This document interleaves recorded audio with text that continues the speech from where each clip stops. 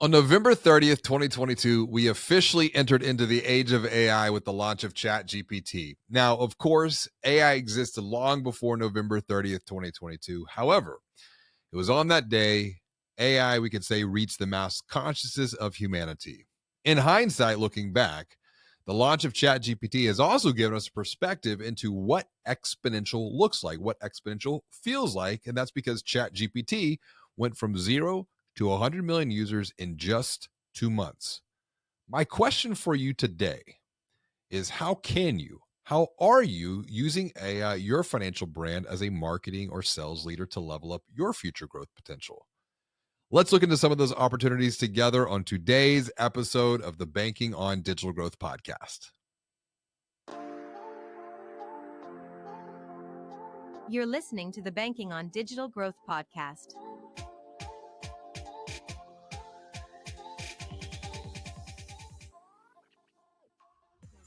Welcome back to the Banking on Digital Growth podcast. I'm James Robert Lay, founder and CEO of the Digital Growth Institute, where we are on a mission to help financial brands stop losing loans and deposits.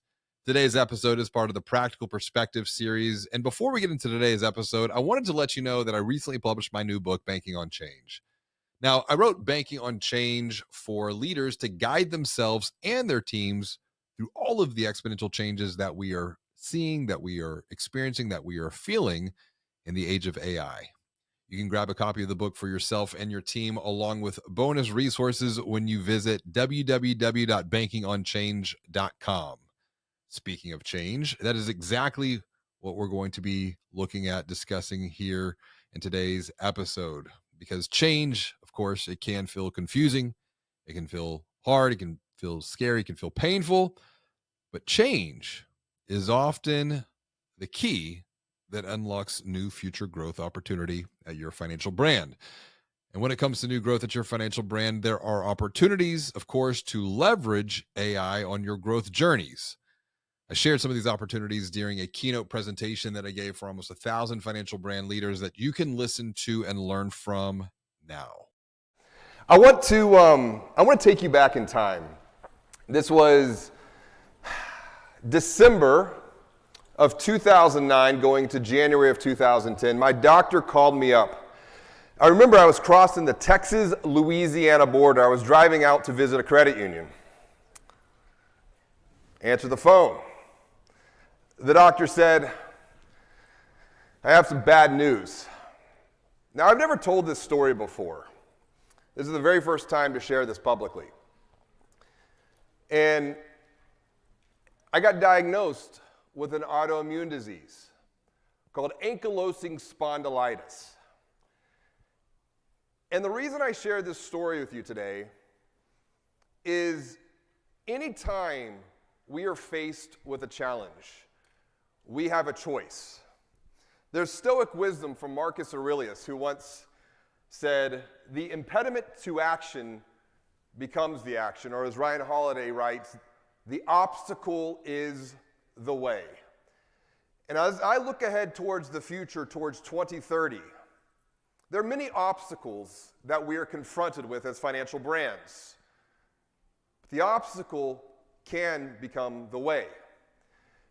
And that's why I also have some bad news to share with you today here. You're losing hundreds of millions of dollars right now. Deposits, loans, and it's none of your faults. I'm going to show you how we can stop losing these loans because of blind spots in our systems, in our processes, and our positioning.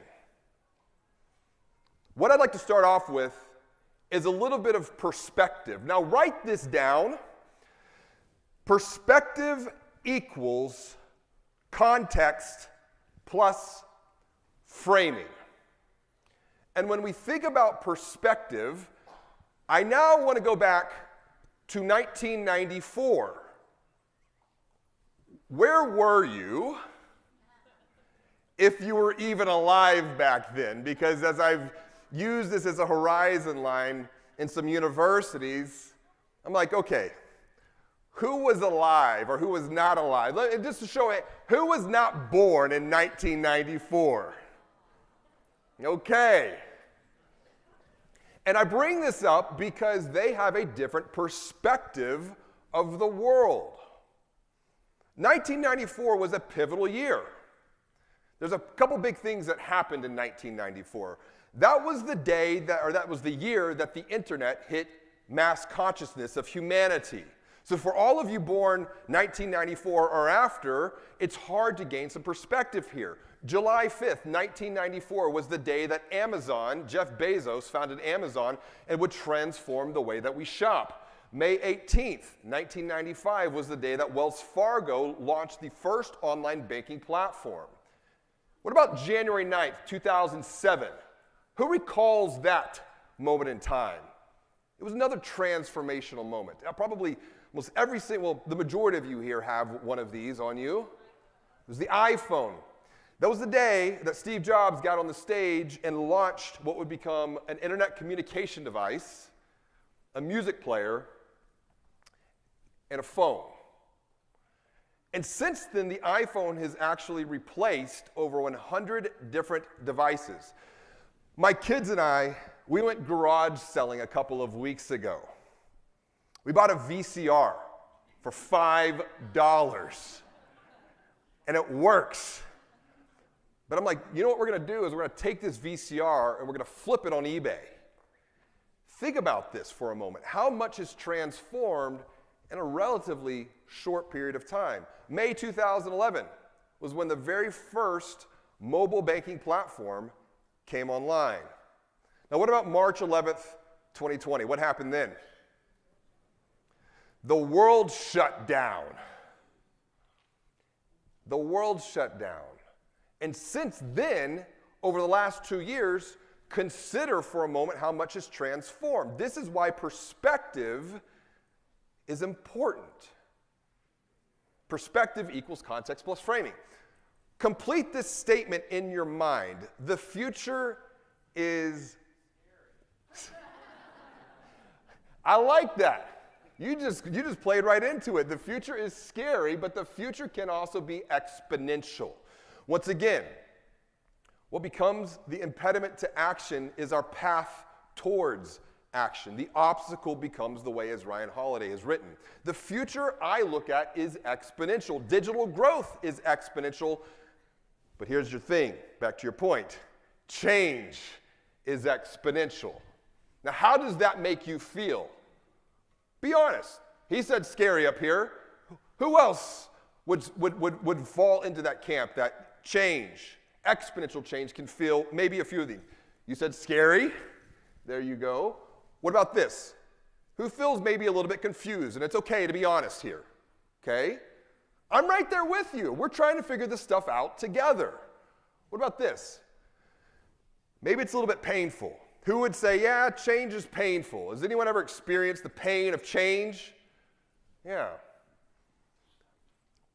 I want to continue to set some context because we can't think about where we can grow next unless we have perspective at where we've been and where we are.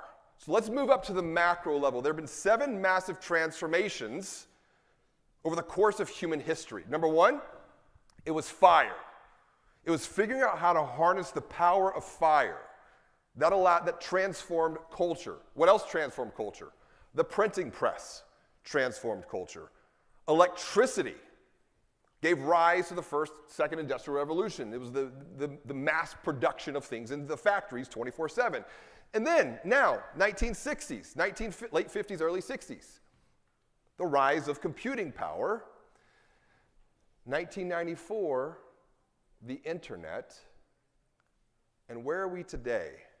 We have the iPhone, but this thing called AI, artificial intelligence.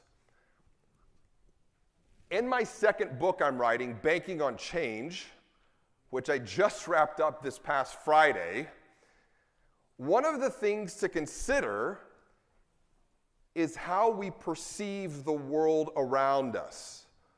Are we on a path of legacy 2x growth to where it's incremental, we're getting better, or are we on a path for exponential growth, first and foremost as an individual, then as a team, and then as an organization.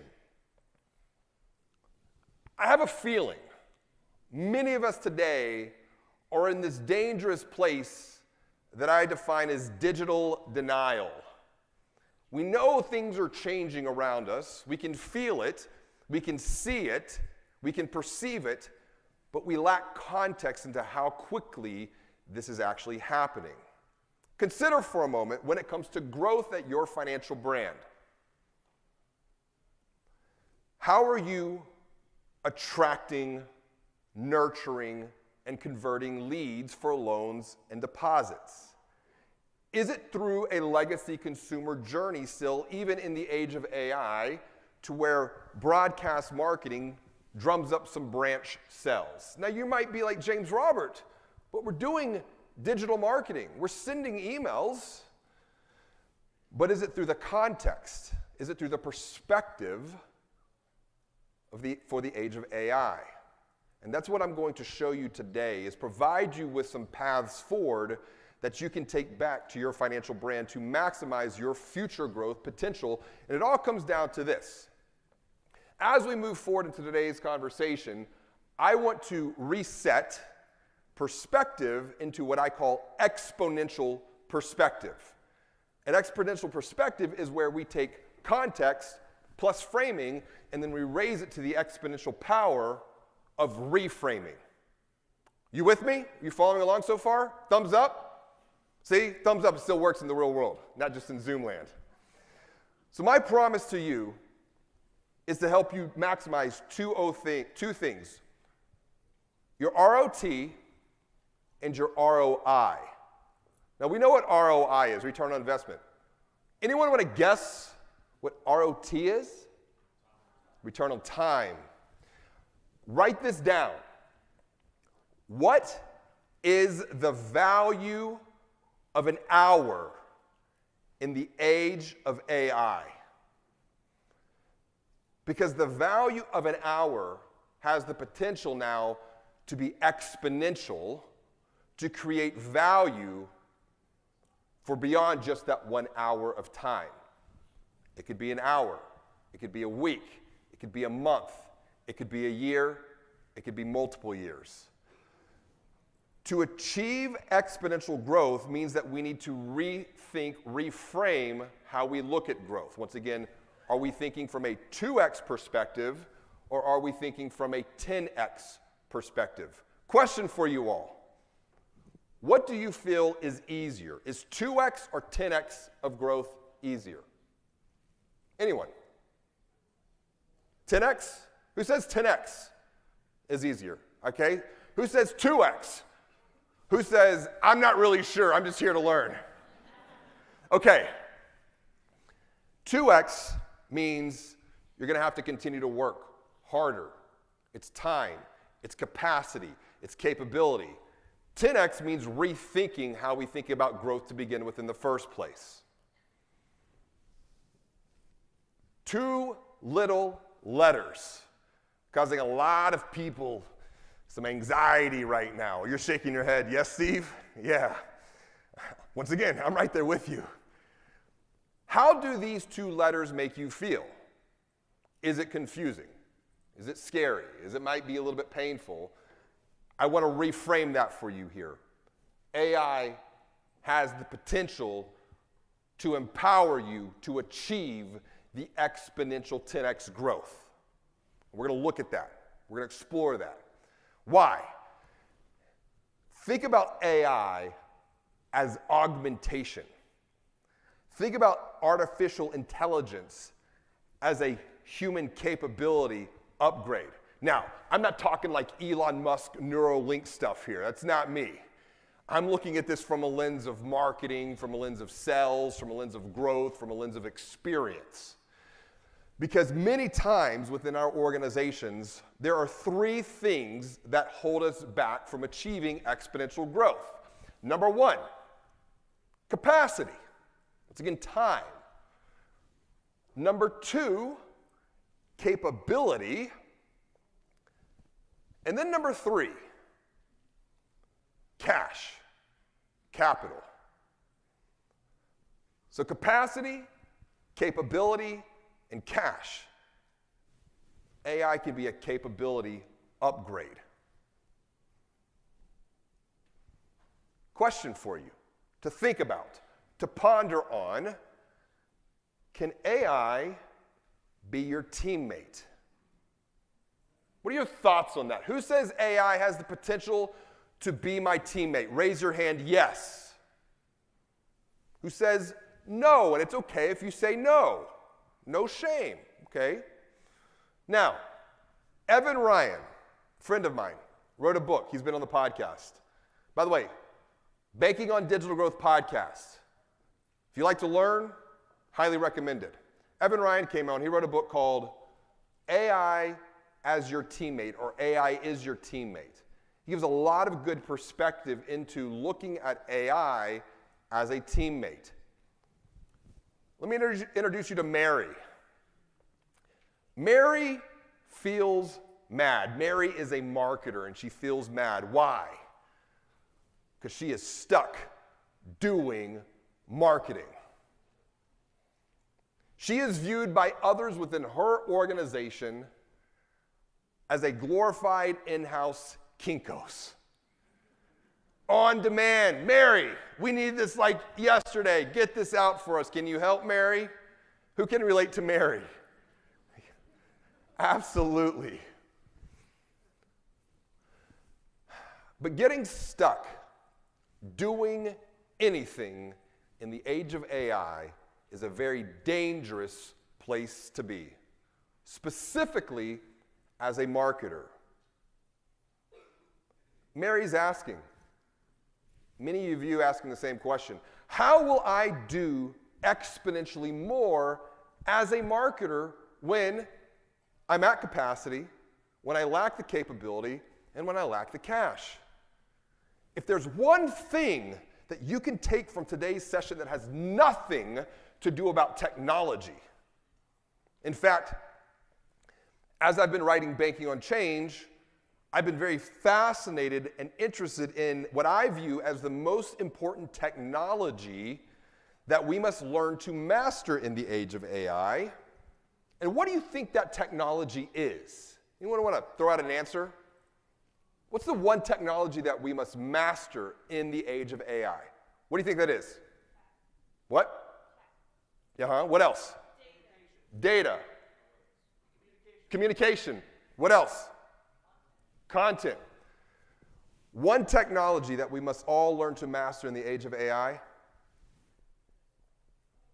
it's this. It's our mind. It's how we perceive the world around us. And if there's one thing that you can take forward going into the age of AI, don't think, how am I going to do this? Because when we begin by thinking of solving a problem, how am I going to do this, we're already limiting our future growth potential. The path forward is to begin training your mind to think who before how. Dr. Benjamin Hardy, an organizational psychologist, collaborated with Dan Sullivan, a strategic coach, and they wrote a fantastic book called Who, Not How. Because in a world full of exponential growth and exponential change, there is also exponential opportunity. Perspective, context plus framing. We can only perceive what we can perceive based upon our experiences. This is why, as you look ahead towards the future as a marketer, train your mind to think who before how, and the who, in fact, could be AI capability, because AI has the potential to be your teammate. In fact, I want to introduce you to 3 new teammates here. We'd call this ADA. Automation, data, and AI. All are capability upgrades. So the question that I want each one of you to ask and think about for a moment: are you really losing hundreds of millions in loans and deposits, or is this like hyperbole? we're actually seeing this unfold every day. And here's why. This is where exponential perspective comes into play, because what is exponential perspective? Context plus framing exponentially multiplied by reframing. So I want to take your mind through 3 different areas of the buying journey. And we'll call this TLC, because we all need a little bit of tender, loving care, yes. It's part of being human. But as a marketer, what do we need? 3 things: traffic, leads, and conversions. So, Latin, omni trium perfectum, means all good things come in 3s. And when we look at this funnel of opportunity, we might think initially that if we want to get more conversions, we need to do what? Drive more traffic. But I want to take a different approach to this, to where we're going to look at how we can level up conversions, how we can then generate leads, and then how we can increase traffic. Because what good is increasing traffic if we're not getting all the conversions that we can, if we're missing lead opportunities? So let's solve those 2 problems here first. Let's look at how we can level up conversions. Do a little math problem with you here. Let's say you get 1,000 people visiting a landing page, a product page, to open up a new account. And that there's a 10% click-through rate for people to apply to that new account. What's the problem, though?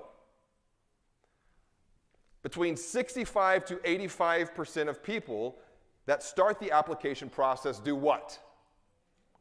They abandon. If we were in e-commerce, this is a leaky shopping cart. And it's not even if we were in e-commerce.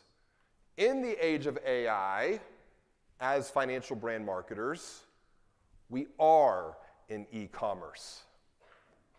We just don't sell a shoe like Zappos. We sell what? What do we sell? Services. Who says we sell services? Raise your hand. In agreement? Or what else do we sell? Products. Experience? Let me give you an exponential perspective here. And these are all great answers. We sell the future. People do not get a loan. What do they get? They get a home. They get a car. They get the freedom to start a business. We sell the future to people. And hopefully it is a bigger, better, and brighter future beyond the present moment where people feel what? A lot like how we feel about AI and automation and data. When it comes to money, people feel confused, frustrated, overwhelmed, stressed. Financial health is taking a toll on people's health and their well-being and their relationships. We have the potential to not just sell products and services, but to sell a bigger, better, and brighter future. Now, if 70% of people are abandoning the applications, and the customer lifetime value for a new retail account is around $2,500, it means we're losing about $2 million annually in customer lifetime value because of an abandoned application. And that's just on a single product line. So, I want to teach you something. I call it the Digital Growth Abandoned Application Automation System. And this has saved hundreds of millions of dollars since I developed this back in 2016. It's market tested, it works. And it goes like this. Before you send someone off to a third-party application, capture their name, number, and their email address on your website. What does that do? Lead gen. And it can help improve your conversion tracking, because when we go off site to third parties, We know how complicated that can be. We also know how complicated it can be to work with a third party to identify the gaps in their processes and systems. So what is the only thing that we can control in the world is how we react or we respond to a challenge. The obstacle becomes the way. So before we send someone off to a third-party site, we use marketing automation to capture a name, a number, an email address, and then what? Then we send them off to the third-party site, and there's some debate on, well, do they have to re-enter their name and number? To be honest, when we've looked at studies here, it does not negatively impact conversions, particularly if you put name and number at the end of that process again. Because the opportunity to just send one follow-up email after someone starts and abandons an application can increase the conversion rate on a full application by 15 to 20%. It's a lot of dollars. It's a lot of deposits. It's a lot of loans. And we've been studying this now for the last 6 years. The other thing, and that's automation, right? You're not having to do any more work. Now, you could bring in some humanity. You can bring in a digital sales team to follow up and make some phone calls. But the problem is, from what our testing has been, no one calls. So, let's look at the industry here. Mosaic. They do lending, financing for contractors.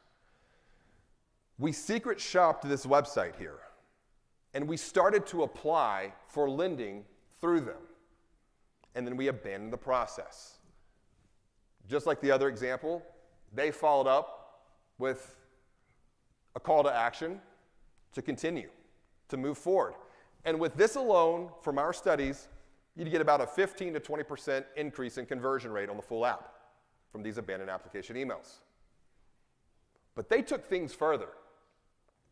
They kept emailing, and they changed their email strategy. You have the brand email over here, and then what does this look like over here? More plain text. Anyone want to guess how many emails that they sent over a 30-day period? How many, not even emails, because then we're going to get into phone calls.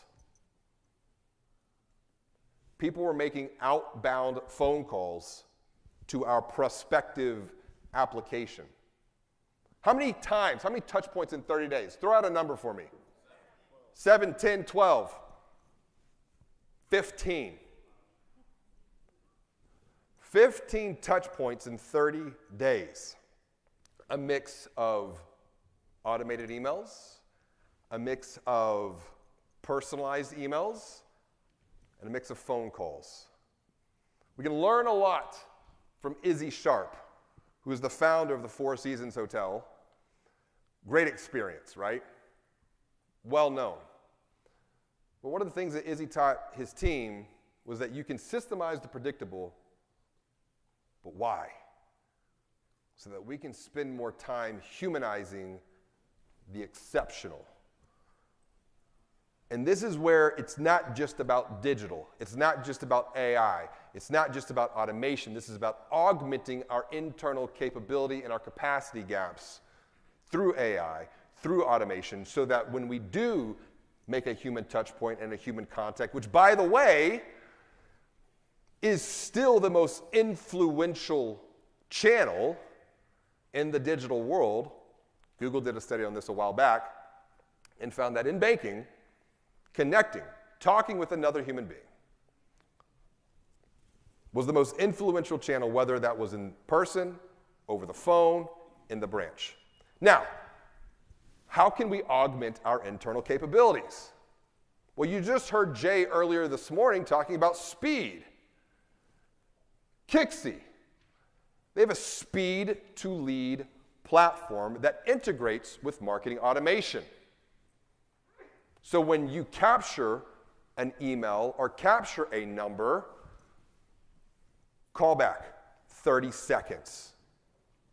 And they have a demo on their website. It's absolutely amazing. Highly recommend. Why? AI automation becomes our teammate. What Kixie found is that lead conversions increased almost 400%. So that's a 4x multiplier when responding within the first minute. So now we're putting together a couple of different data points, stuff from what Jay Baer is talking about and thinking about.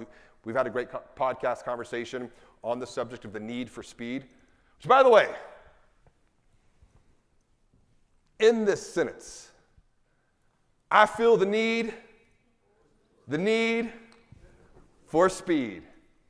So remember that when it comes to experience optimization here.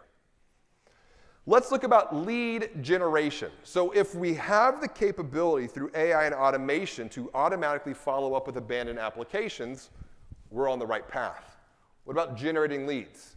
Why is this so important? Well, third-party cookies are crumbling, going the way of the dinosaur. First-party cookie data will become that much more important. First-party cookie data will be stored and associated with email and mobile numbers. So the more that you can begin to look at lead generation, to capture emails, to grow the email database, not just of account holders, but also of prospective account holders, the more valuable marketing becomes. In fact, Shopify did a study, and we're talking e-commerce here. They found that the value of an email address rose from $16 in 2019 to $33 in 2020. Has anyone ever put a value on your email contact database, both account holder as well as prospective account holder? Yes. Yeah. That is the Shopify. That's why I'm citing them. I don't have insight into that. I'd have to go back, but I tell you what, send me an email, jrwlay@digitalgrowth.com, and I will follow up with you directly. Absolutely. So I have to go back and pull the research on that. Great question. Thank you for pausing and asking. Good stuff. So the point is, consider the monetary value of an email database, because you can tie this into future valuation here going forward. And we don't want to be like Mike. Now, as a kid, I wanted to be like Mike, Michael Jordan. But we don't want to be like Mike the marketer, because Mike is mad. And why? He asked, how will I ever get more exponential email addresses? Well, let's look. What do we need to do? Stop thinking what? How? And begin thinking what? Who? Fantastic. So, middle of the funnel here. Traffic, leads, conversions. We're looking at leads. When we go in and assess and study financial brand websites, every single one has a primary call to action. Apply, open the account, etc. But what the vast majority are missing is what we call a clarity CTA or a secondary CTA. Now, the clarity CTA is where we're providing a prospective buyer clarity into their buying journey. In this particular case, it is how to buy a home in Louisiana. And they're offering up what is called a home buying guide. They're capturing an email address. First-party cookie data is now getting tracked. And we're going to come back to the first-party cookie data here in just a bit. But the other point to make is secondary CTA, which tend to have around an 8 to 12% conversion rate. So if you had 1,000 people land on a secondary CTA page, you could expect to get between 80 to 120 conversions on this particular page right here. What's the point of a secondary CTA? It is to request a callback. And when you butt up a request a callback CTA next to an open an account CTA, we're getting those additional 8 to 12% conversions. Why? People have questions. People aren't ready to apply. People need to talk to another human being before they make the buying decision, because people trust people. People bank with people. And so when we provide people with a path to connect with another human being, we can ultimately exponentially increase our conversion rates. That's where Kixie can come back into play too, from the need for speed. The other thing to consider is when email and digital behavior come together for automated ad targeting. So as you're starting to convert middle of the funnel leads in consideration, we can use those email addresses and those mobile numbers to what? Retarget ads to them. Now, of course, there's the secondary market of that, but what about on our own websites? This is where I come back to the point I was making before about broadcast marketing. Homepage of your website. Almost every one of you have some type of real estate that has a promotion. Who's driving that promotion? The needs of the bank, the needs of lending, the needs of deposits. So we have some great rates, amazing service, and a commoditized checks of lookalike product features. When we conduct digital secret shopping studies, we've heard, I'm not going to say complaints, but concerns, oh, they're just trying to sell me something. Because the very first two questions, and go take this, write these two questions down. When conducting a digital secret shopping study, the very first two questions that you can ask a prospective account holder, and I do recommend prospective account holders for this versus current account holders because it's perception. Question number one. Based upon what you see on the screen, do you feel like you can trust this organization? It's a yes or a no. It's a binary. Okay, great. Maybe it's a yes. Follow that up with a secondary question. Based upon what you see on the screen, how does it make you feel? And it's the feelings and emotions that I'm more and more interested in because those feelings and emotions drive the greatest buying behavior, both positively and negatively. So what do we do with this prime real estate? Replace the rotating banner with some personalized content. Based upon what? Their previous digital exhaust that we're capturing tied back to an email address. Or number two, more advanced level, you're connecting into CRM, and it could be what? Next best product, etc. But another prime piece of real estate to provide this contextualized communication, and before when we were talking about technologies to master, someone said communication, you're on the right path here because this is all about communication. Online banking login. How many take your online banking login and go off to a third-party website? Raise your hand. Okay. Bring the online banking login back to your domain. Why? It is like the most trafficked piece of real estate on your website. And this is where you can start to serve up personalized ad content, video content even.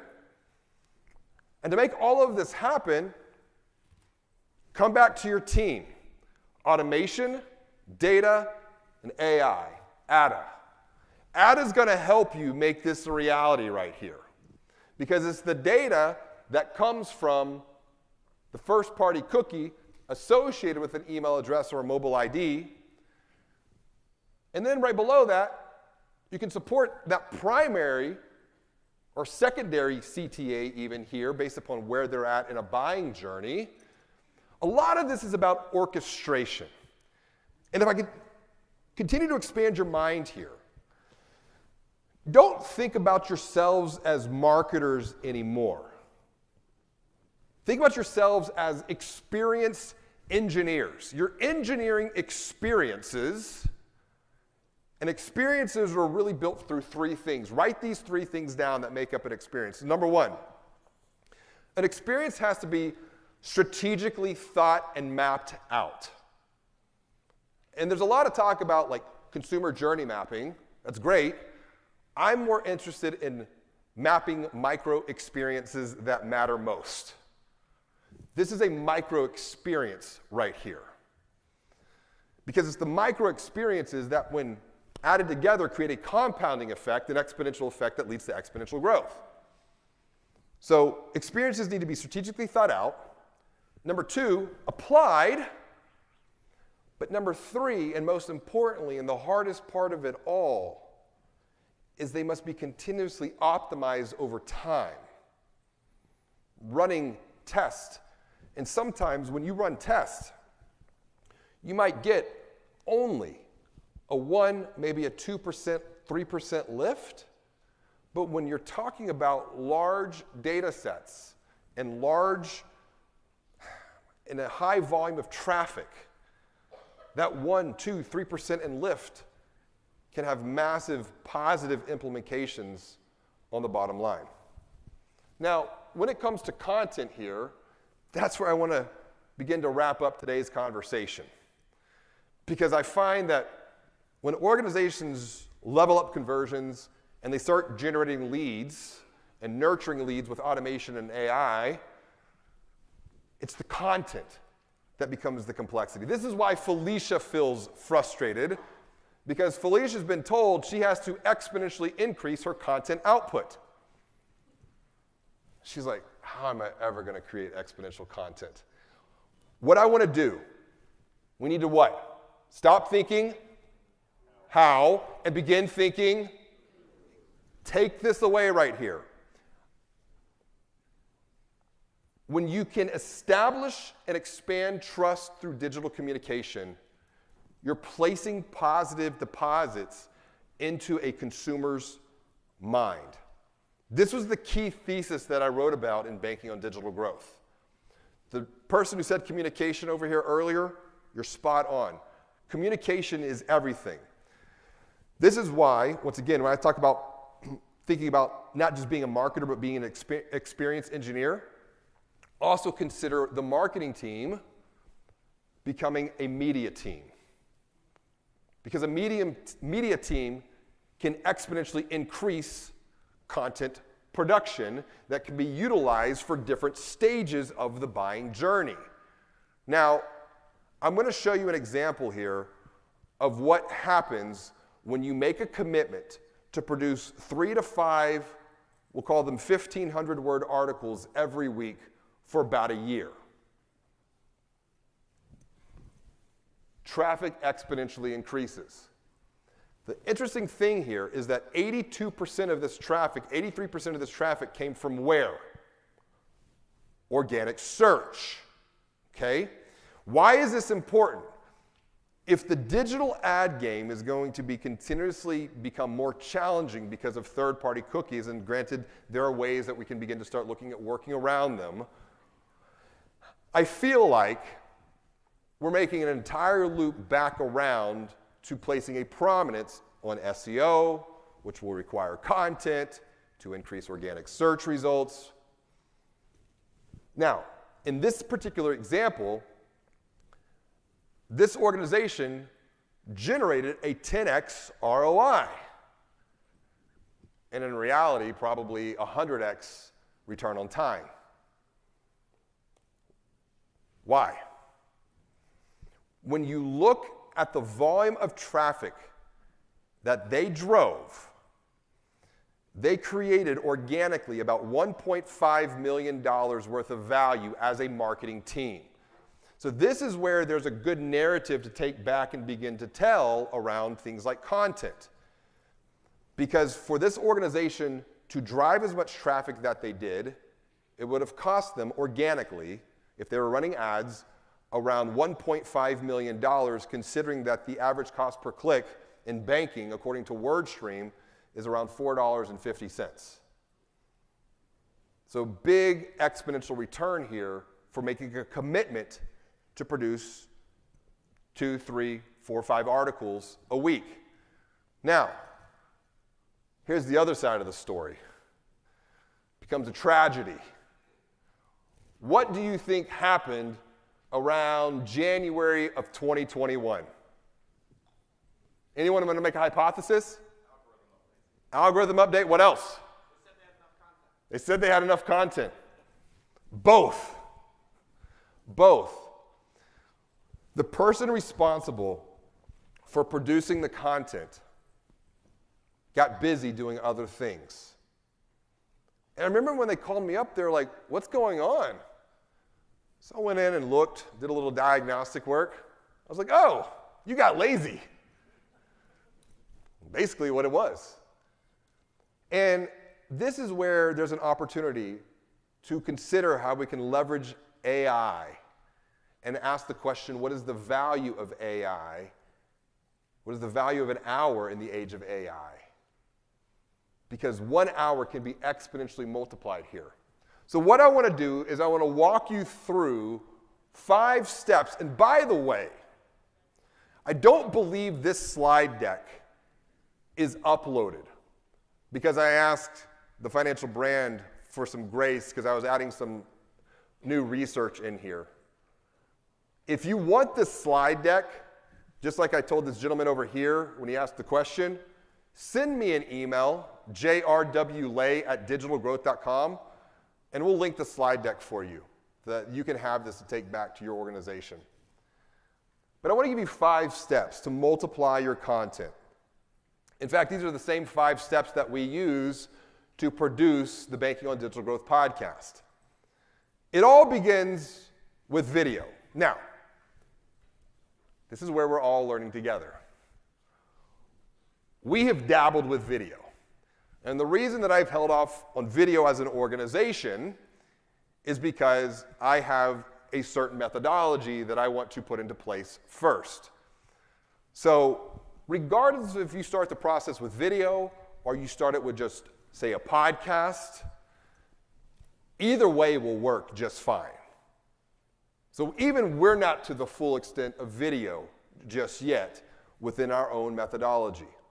We are seeing some financial brands begin to dabble with this methodology here. For example, Keith Costello down at Locality Bank is a CEO who now is running a podcast of his own. And I want to say that we're probably tracking between 40 and 50 financial brands who are producing their own podcast. But I would say probably 85, 90% of them are only looking at it through the podcast lens.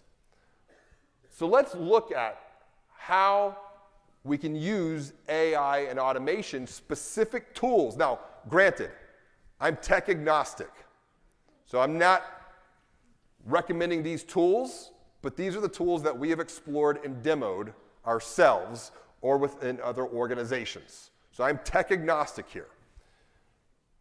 When it comes to recording, there's a lot of complexity that can be tied into recording video.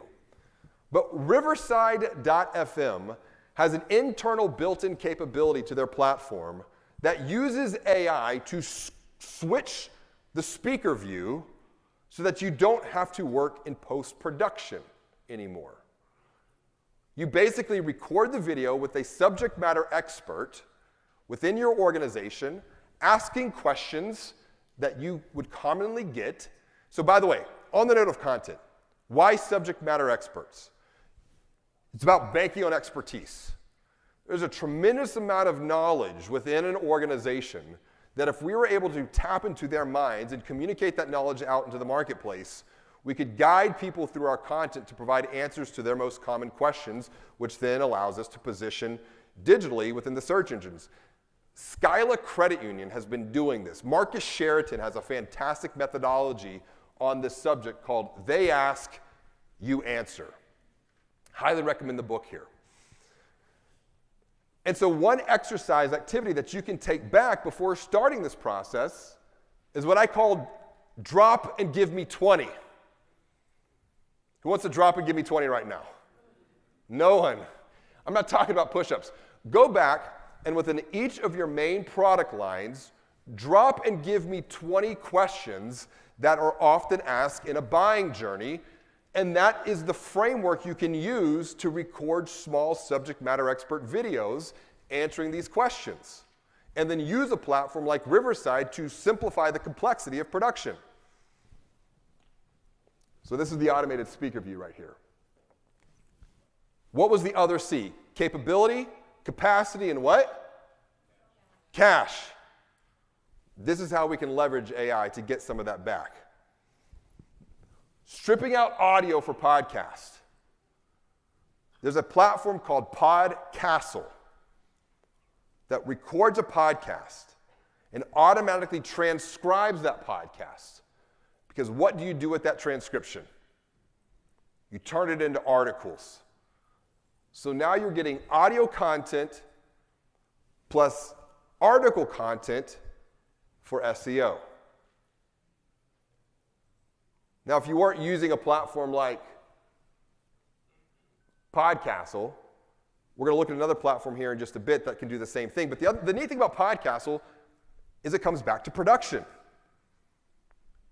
AI algorithms remove a lot of the background noise that can make a podcast go from sounding to this actually sounds somewhat decent, and I'm willing to spend 20 or 30 minutes listening. Transcription. Copy and paste the transcription, give that to a writer, and a writer now has a jump start on an article that, with a little bit of editing and perspective, can be published, and that's how you get your 1,500-word article. And I don't remember the percentage of this, but it is a high percentage of the top 10 results in Google are typically around these longer form pieces of content. Now, another platform is Rev.com. Rev.com uses AI to transcribe articles, but the interesting thing with Rev is it actually has a human interface here.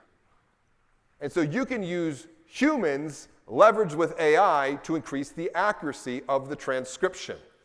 Because AI transcription is going to give you about, say, 90% accuracy, where humans working with the AI get you up to 99% accuracy, give the article over to a writer, and then you're shortcutting your capability and your cost of producing an article. Now, the other thing to consider is looking at AI writers to write content for you.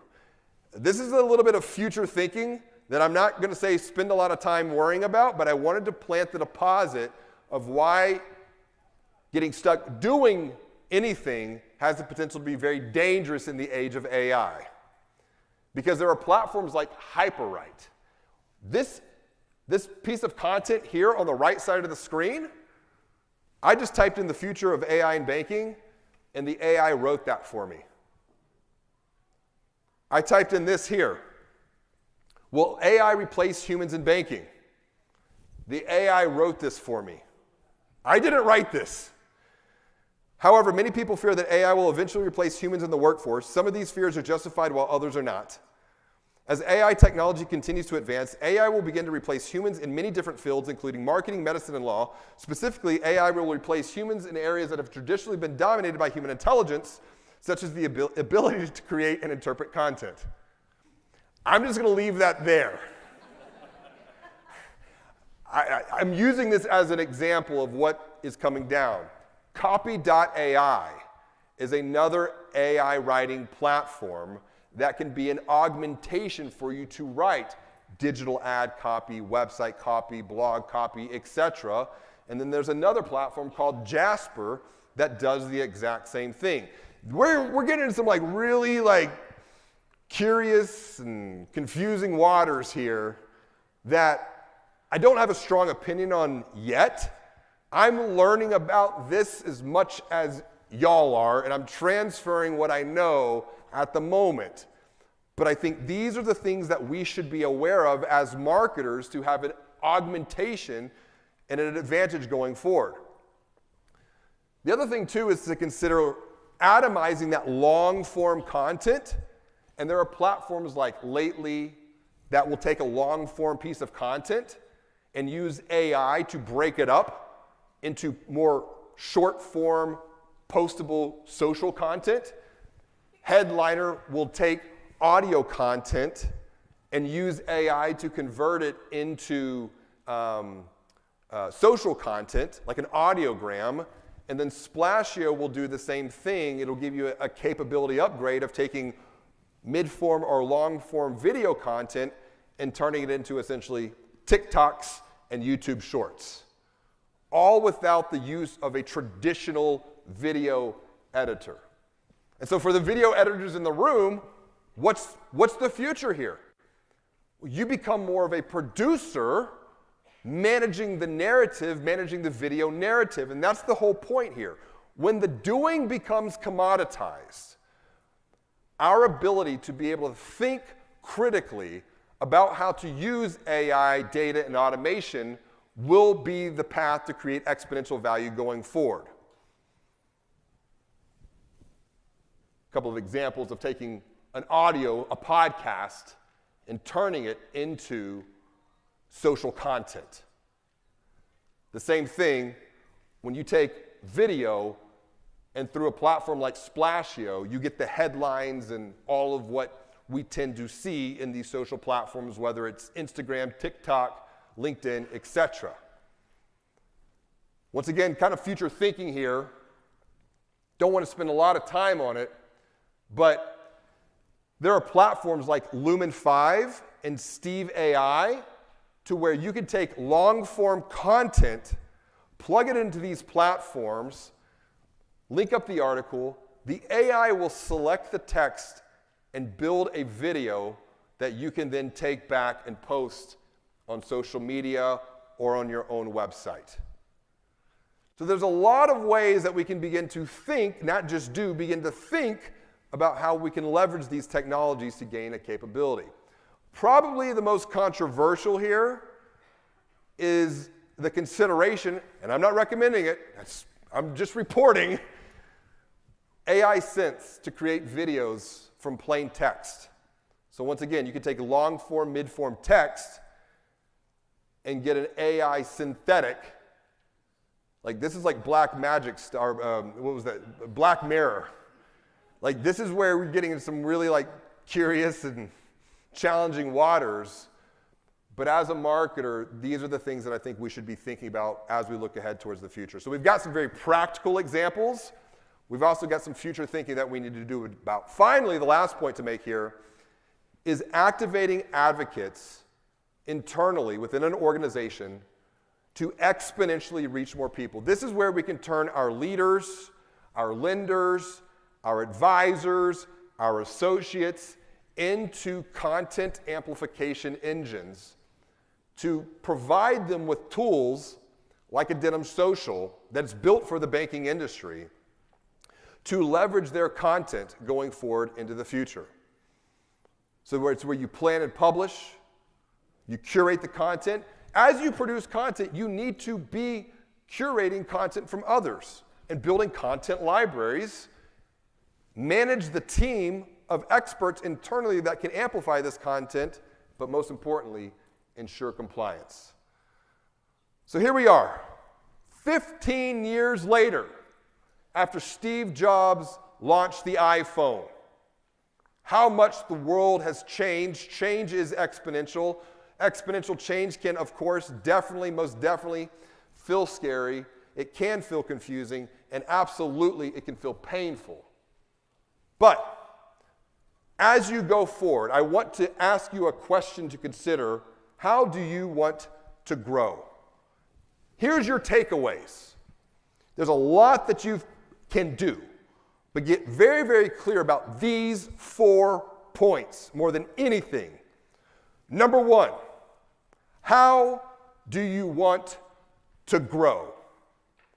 Get very clear into what your goals for growth are. Don't find a technology or a tool or an automation or an AI for technology's sake. It needs to either work you towards a goal. Number 2, what are the roadblocks? What are the challenges that stand in the way that could be an impediment from you achieving that goal for growth? Number 3, identifying opportunities based upon the knowledge that you've gained here today to overcome those roadblocks to make progress towards those goals for growth. And then the W. What's the W? Who before how. Getting stuck doing is dangerous in the age of AI. This is why, as marketers, we must be continuously learning, thinking, doing, and reviewing, and then repeating the process. But be careful as you go forward to not get stuck doing. These 4 seasons here are a path that lead to exponential growth going forward into the future. I invite you to continue to learn with me. If you have not read Banking on Digital Growth, you can download a digital copy using the QR code here. It is my gift to every single one of you. I will also be doing a book signing this evening at 5 p.m., signing copies of Banking on Digital Growth for those that would like a copy. And then tomorrow morning, I'll be hosting a session that you can take some of this thinking even further at 8 a.m. to apply this thinking, to apply this knowledge, so that you can go back and maximize your future growth potential by guiding people beyond financial stress towards an even bigger, better, and brighter future. I want you to think for a moment. What are the biggest opportunities? What are the biggest growth opportunities that you can see now that you can unlock at your financial brand with AI? Where might AI help you most as a marketing or sales leader? And if you feel like AI might be just a bit overwhelming, don't worry, you're not alone. I want you to text me 415-579-3002, and I'll share some resources that will help guide you and your team through the complexity of change in the age of AI. As always, and until next time, be well, do good, and be the light.